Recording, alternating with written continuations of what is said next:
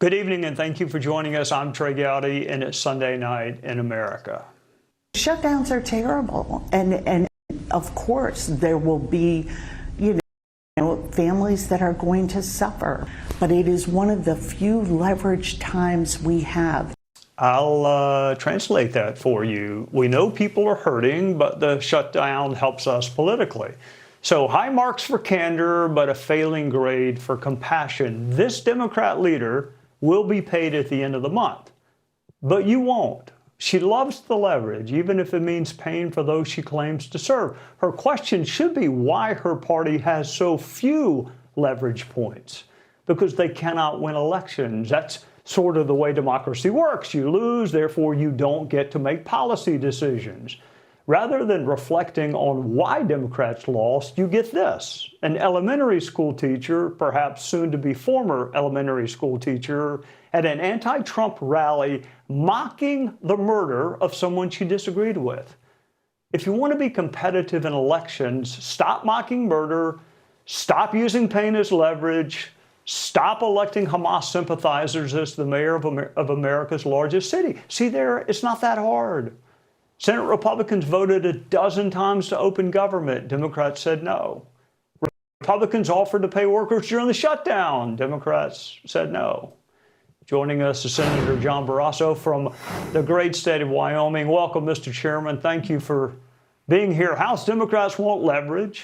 Chuck Schumer is apparently afraid of a primary challenge from AOC. When and how, in your judgment, does this shutdown end?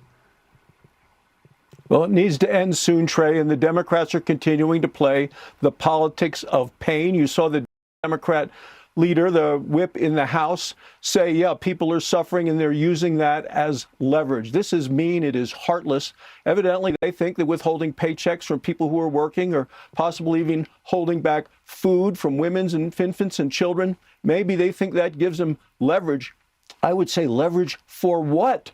For health care for illegal immigrants paid for by taxpayers, for their $1.5 trillion in demands, or so they can continue to suck up to the far left, radical, extreme, dangerous people who are running their party. Look, this has to end. 12 times the Democrats in the Senate have voted to continue the Schumer shutdown. The American people deserve better.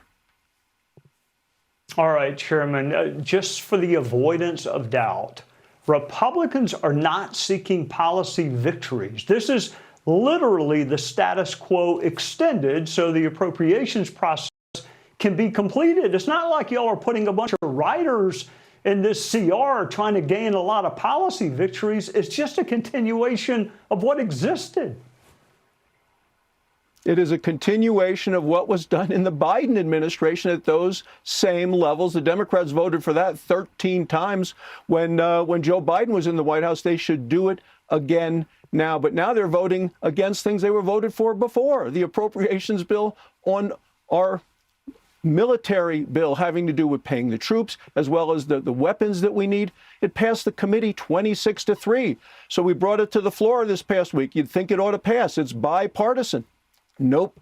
All those Democrats voted against it. And then Chuck Schumer tells the press, every day gets better for us. I want to know who us is. It's not the American people. It's not the military. It's not Border Patrol. It's not TSA. It's not air traffic controllers. It's not all of these people who are working and not getting paid. Trey, here in Casper, Wyoming, our service clubs are having food drives so we can take food to the airport for the TSA agents who've been working the entire last month and haven't gotten paid. And they're having a hard time putting food on the table as well as paying their bills. That's what we're seeing with this Democrats' politics of pain. You know, Chairman, you have met my wife. She was just telling me this morning about a group trying to get together and help children because SNAP benefits are going to run out in our hometown. I mean, are there any cracks emerging among Democrats? I mean, Georgia's to our south. You got two Democrat senators in a state where Donald Trump and Brian Kemp both won. Now they've been voting with Elizabeth Warren and Bernie Sanders. How long can this last? Well, I think there may be some very slight cracks developing. We had a bipartisan lunch of senators on Thursday.